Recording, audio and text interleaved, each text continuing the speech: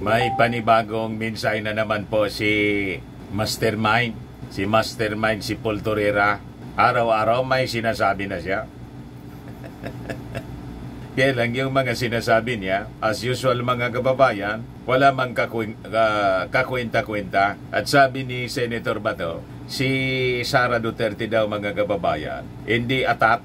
Anong hindi attack? Dinesignate na nga niya yung kanyang sarili. Inappoint niya as designated survivor. Pagkatapos, bukang bibig niya si Martin Romualdez as if siya lang yung may karapatan na kumandidato tumakbo sa 2028 elections. Duda ng duda kay Martin Romualdez na kakandidato.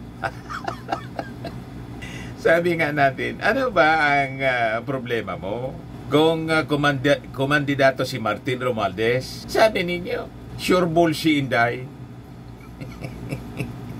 Number 1 contender sa pagka-presidente sa 2028. Bakit nagagalit kayo na i-challenge sa limbawa pero wala mang sinasabi si Martin Romualdez? Ano kinatatakot ninyo na sa paniwala ni Sara Duterte, si Martin hindi mananalo kahit congressman re-election sa Leyte? Yun naman pala. But before ko mga kababayan ibigay sa inyo yung full story ng mga balitang yan, pati yung mga sinasabi na tuloy pa rin ang possible impeachment kahit yung ating Pangulo mga kababayan nakiusap sa Congress na wag nang isulong ang impeachment kay Sara Duterte kasi wala mang mapapala ang Pilipinas, walang maidudulot na mabuti. Wag na lang patulan ang mga katarantaduan na pinagagawa ni Inday, Sara. But before that mga kababayan, click subscribe muna dito sa ating YouTube channel and hit the notification bell para lagi po kayong updated sa mga kaganapan dito sa ating bansa. Like and share na rin po ninyo ang ng ating video. At wag na rin po ninyo na skip yung ating mga commercial ads para tuloy-tuloy lang ang pag-unlad ng Bagong Pilipinas. At itong ating programa mga kababayan, atid sa inyo nitong ating mga sponsors. Firmax Firming and Lifting Cream. Pinapay po sa mga pulses in affected area. Mainam po ito sa mga pains at paninigas ng mga kaso-kasuan. Ito sa mukha naman yung application, anti-aging, Automax po siya. Ito ay Glow Zero mga kababayan. Whitening po siya. Made in South Korea. Ito naman po, Nengxia Red Mix Fruit Drink. Gawa po siya sa goji berry. May anti-cancer properties po siya. At sa mga naghanap po ng malinis and spacious fitness gym, pumunta lang po kayo sa aming Colossal Fitness Gym. May Grab car rental din po kami. At bills payment po sa aming office. At saka sa mga mahilig po sa mga imported bags, manood po kayo sa live selling ni Madam Eileen Rosales sa kanyang Eileen Closet po. Pati mga shoes, ito yung kanya po. Ito yung kanyang page.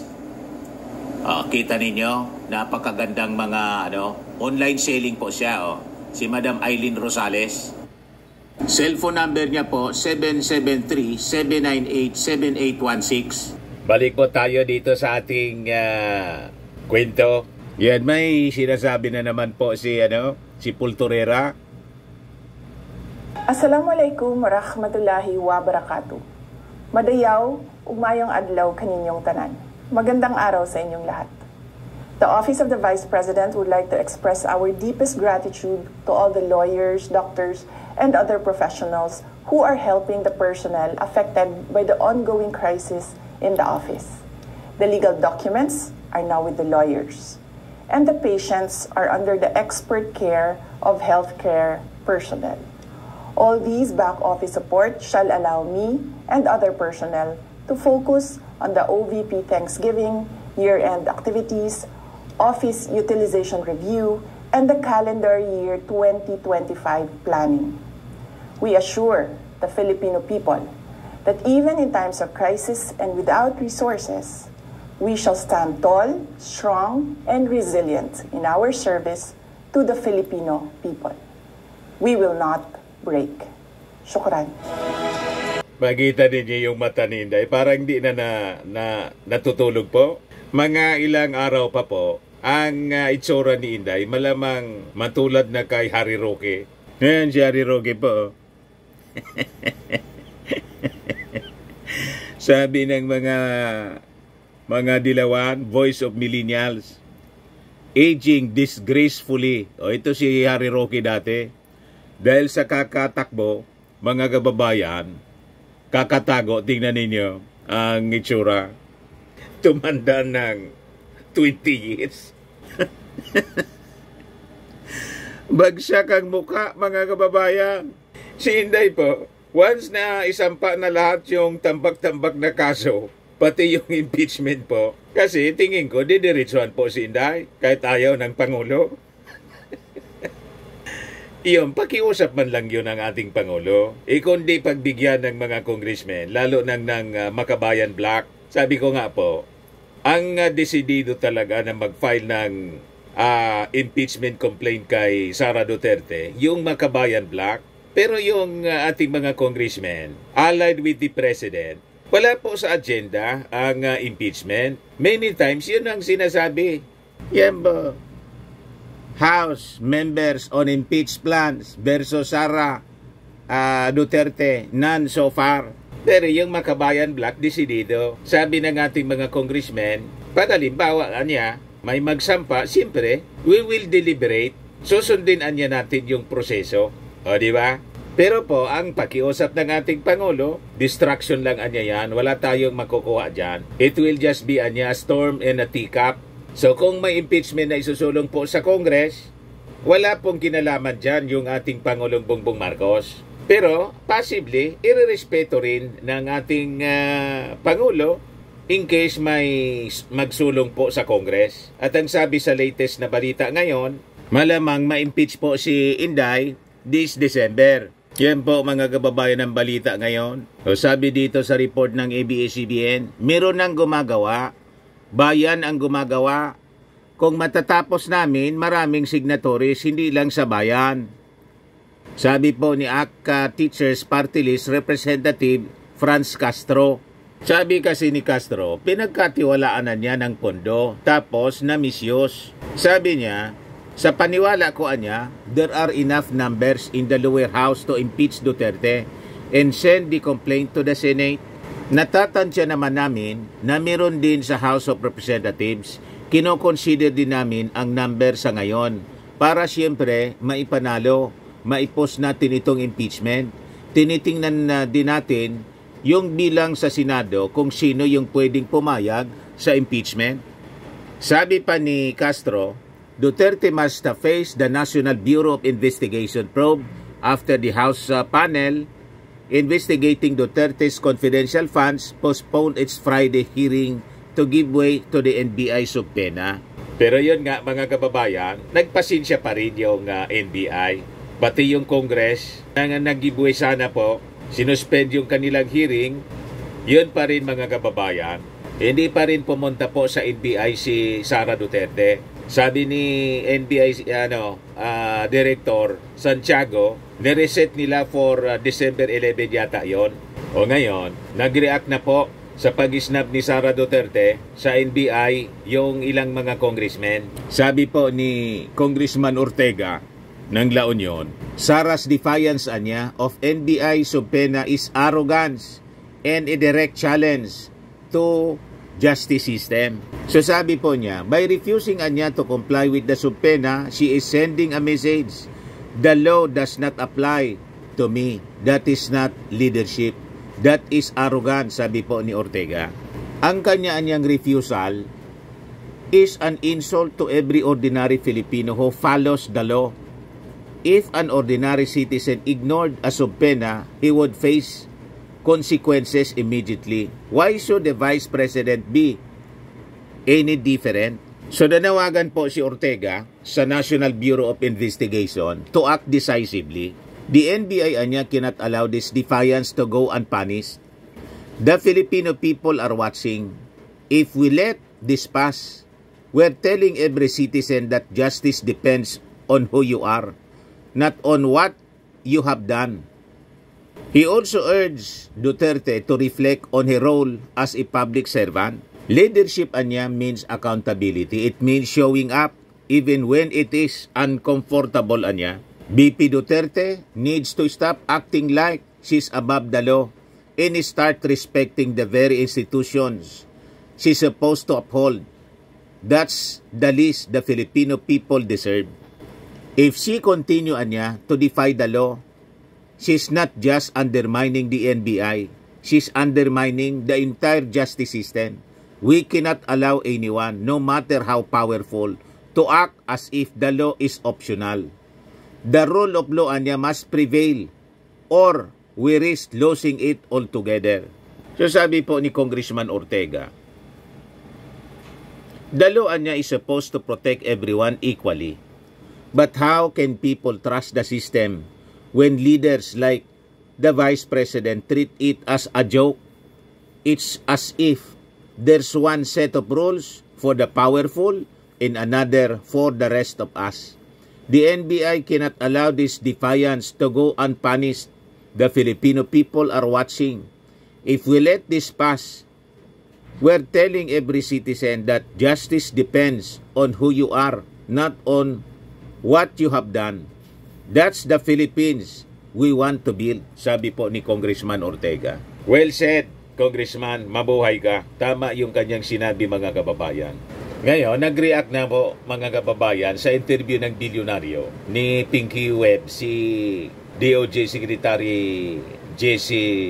Andres, na pagpatuloy daw, mga kababayan, na iisnabin, magdi-defy si Sara Duterte sa imbitasyon ng NBI, pwede pala siyang aristuhin. Aristuhin na po niyo. Kalat ka rin ninyo. Di ba? Kasi tama po si Congressman Ortega, mawawala ng paniwala yung mga ordinaryong Pilipino sa ating buong judicial system. Pag ganyan po, pwede pala sa mga powerful na tao, kilalang tao, tulad ni Sara Duterte. Pero sa ordinaryong tao, matik po, kalad ka rin ka kaagad ng mga otoridad. Pero pag ang tulad ni Sara Duterte, hindi po pwede. Dapat po, pantay-pantay tayo. So ito yung report ng Abante. DOJ, BP Sara, pwedeng aristuhin kung patuloy iisnabin ang NBI subpena. So tama po ito. Posible umanong aristuhin si Vice President Sara Duterte. Sa interview, mga kababayan, ni Pinky Webb sa Billionaire News Channel, sinabi ni Justice Undersecretary J.C. Andres na nakasaad sa Revised Penal Code na maaaring aristuhin si Duterte kung hindi siya sisipot sa samo ng NBI in the nature of obstruction of justice. Ang dami ng obstruction of justice na ginawa si Sara Duterte po. Yung investigation nga po ng Congress, ayaw niyang harapin sa investigasyon. Obstruction po. Pati yung COA sinulata na wag mag-submit. Booking na booking kasi po yung nilunok na confidential funds. So sabi po ni Andres, as far as I know, the NBI would be giving her a possible next setting. As you know, we do not want to exacerbate the situation and try to cause the arrest of the Vice President in defiance of subpoena. Binigyan pa ng pagkakataon ng NBI, December 11 yata. O di sige, isa pang pagkakataon. Pag hindi, i-operate na ninyo po. Anyway, magaling na huwes at police, mga kababayan, si retired Judge Jimmy Santiago, sharpshooter po yon. Wala yung inaatrasan, pero sa tama. Sasabi dito ni Andres, inatasan niya ang NBI na bigyan ng flexibility sa schedule ang Vice President. Sinabi ni Atty. Paul Lim, legal counsel ni Sara Duterte, na hindi ito makakarap sa NBI ngayong araw, kanina po, pero hindi binanggit ang dahilan nito. Bigyan pa rin natin ng pagkakataon siya na makapagpaliwanag para sa susunod wala na siyang lusot. Maubusan siya ng depensa, ng rason. Pwede nang kalad ka rin, mga kababayan, ng NBI for obstruction of justice. Aristuhin na po si Sara Duterte. Pag halimbawa, yung mga PSG na naka-secure sa kanya, hindi mag-observe ng tamang protocol po, malamang tanggalan ng security all the way yung Vice Presidente para ang pumalit mga kababayan na security ni Sara Duterte po, si Bato. Kasi yun ang promise ni Bato. Hanggang dulo daw. Ayan si Bato. Sabi ni Bato rito, Sara Duterte in no rush to be president. It's someone else. Atat si Inday Sara na maging presidente or yung boss nila ang atat maging presidente in 2028. Kaya dinidemolish na nila si VP Sara, which is which. Reaction ito ni Bato, mga kababayan, sa sinabi ng isang congressman. Ito po yung sinabi kasi ni Congressman Conggon ng Zambales. Nagsimula lang naman anya ito, lahat ng ito, ng kaguluhan.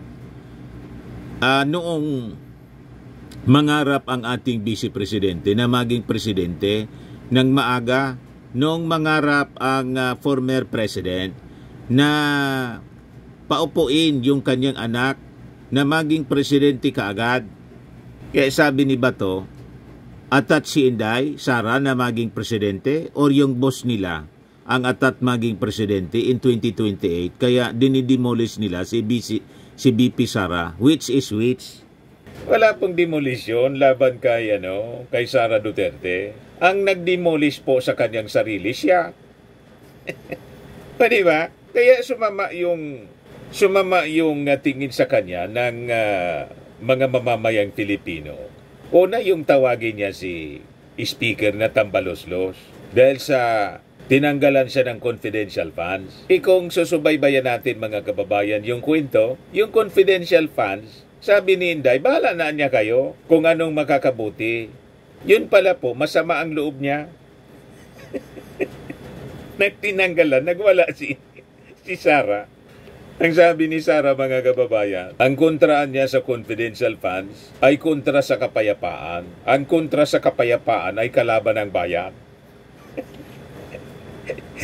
Ganon, mga kababayan. Pagkatapos, nagpasaring, tinawag si Martin Romualdez na tambaluslos. Galit na siya.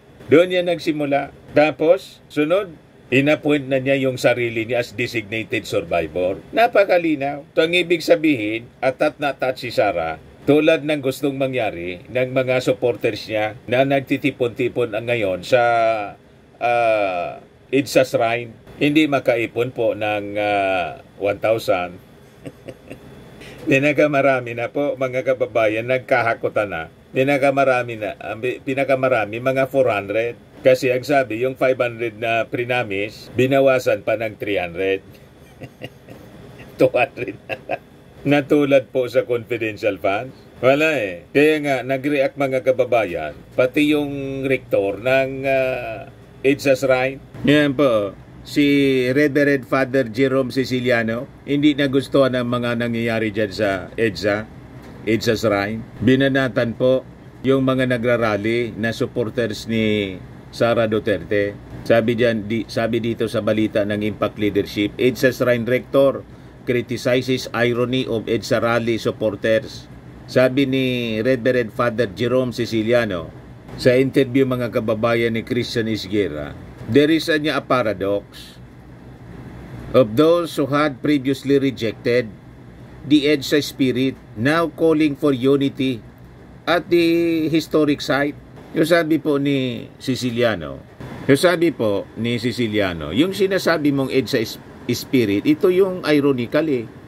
Ito yung mga tao na hindi naniniwala sa EDSA. Kasi yung unang-una nga, ang EDSA na ito ay di umano ay equated o kaya ay identified sa mga dilawan. Itong kampo na to ngayon na nagrarally dito, ito yung mga ayaw sa ganong mga grupo na binangkot ko eh. Yung pink, yung dilaw, tapos ngayon, sasabihin nila, EDSA, magkaisa na tayo dito. Siya nga naman. Tapos, inaway, mga kababayan, ng mga supporters ni Sara Duterte, yung mainstream media. Ayan po, pinagduduro po yung mga reporters nitong babaeng ito. Kasi bias daw yung mainstream media. Pupunta doon, kukuha ng footage, mag-interview. Pagkatapos niya, baliktad yung kwento. Binabaliktad nila, halimbawa yun ang paniwala ninyo, ang kwento ng mainstream media. Kasi baliktad din yung inyong pananaw. Di ba? Kaya para, yung mga sinasabi ninyo kasi, baliktad. Kaya kailangan baliktad din ng mainstream media para tumama. Kasi pag sinundan yung mga statements po ninyo, mali, kasinungalingan. Kaya ang report nila, itinatama yung kasinungalingan ninyo. Kaya sinasabi ninyo, baliktad. Sabi niyo, napakarami na ninyo dyan. Hindi nga mag 400. Yan ang mga reports ng mga vloggers ninyo. Tapos, nagpo-post ng mga paulit-ulit ng mga pictures. Pinagpapatong-patong yung mga tao para magmukhang 5,000. Edited yung mga pictures po. Kukunti man lang yung mga pumupunta po. Wala nang mapaniwala. Nagsipaglayas na. Nalusaw yung 32 million. Kasi nga, sabi ko, ang totoo, na ayaw ninyong tanggapin. Ang mga bumoto kay Inday, tulad ko, bumoto kay Inday, mga Marcos supporters, nagsipag-withdraw na ng support kay Sara Duterte. Kaya wala kayo. Nasaan nga yung 32 million? Bakit 200 lang palagi? Ang bilang ng ating PNP, sa crowd ninyo dyan sa EDSA, sa EDSA's Right, sino naman po na may matitino na pag-iisip ng mga Filipino ang magsusupport po sa isang tulad ni Sara Duterte na nagbanta sa ating Pangulong tatanggalin niya yung tatanggalin daw niya yung ulo, ini-imagine niya. Then sunod, gustong maging kasabay pala yon, maging sepulturera, hukayin yung bangkay ng dating Pangulong Ferdinand Itralin Marcos. Tapos ito yung latest, nagbanta na nangontrata na niya ako para patayin si PBBM, Lisa Marcos at si Martin Romualdez. Sinong may matinong pag-iisip ang sasama, support sa taong kanyang ang pag-iisip? Di ba? Mga abnormal lang po ang magsusupport. Yun ang makikita ninyo dyan sa EDSA's Right. Kaya nagagalit po si Father Siciliano. Naintindihan na ninyo? Yan hindi nagugustuhan po ni Father Jerome Siciliano ang mga pinagagawa ninyo dyan. Kaya malabo, hanggang 2028 pa yung stress ninyo. At malamang sa malamang mga kababayan, yung pangarap ninyong maging Pangulo si Inday, never na mangyari. At yung kinatatakot ninyo na maging Pangulo, galit na galit kayo kay Martin Romualdez, baka siya talaga yung umupo, basbasa ng ating Pangulo. Malabo ang pangarap ninyo. Sinira ni Inday yung sarili niya. Kaya malayo sa katotohanan yung claim ni Bato na sinira ng Congress. Siya yung sumira sa sarili niya. Self-destruction ang ginawa ni Sara Duterte. Klarado yan sa isipan ng ating mga mamamayang Filipino. Naintindihan mo, Senator Butas? Siguradong damay ka kasi never ka na naming iboboto kasama si Bongo. Saka si Amy Marcos damay. Tama pa mga Marcos loyalist? Lahat ng mga kaalyado ninyo na mga senador, re-electionist, hindi na namin po iboboto. Ang kampanya namin, inidoro. Sa mga naghanap ng malinis and spacious fitness gym, pumunta lang po kayo sa aming Colossal Fitness Gym. We also offer Grab Car Rental with our brand new 2023 model ng Toyota Innova. We also accept booking for those who are planning to travel via PAL, Cebu Pacific, and other airline companies, local and international, and bills payment for Meralco Bills, PLDT, Aleco Bills, etc. Ang Colossal Fitness Gym is located at 3rd floor Security Bank Building, Landco Business Park, Legazpi City, Albay. For inquiries, look for Chilon Maravillas. Contact number 0966-802-0949. Yan yung aming Innova. Lagi na pong matao sa amin. Pati mga foreigners po, tingnan ninyo. Mga British tourists sila. Ang lalaki ng katawan na, mga kababayan, nag-gym sa amin. Ito naman po, Indian National. Ito mga Mga European sila. Ito naman yung bago naming product na binibenta online, Eye Glow Serum. Whitening po siya galing sa South Korea. Tingnan ninyo yung epekto sa aking anak na architect entrepreneur, Riz Maravillas. For inquiries, look for Riz Maravillas on FB.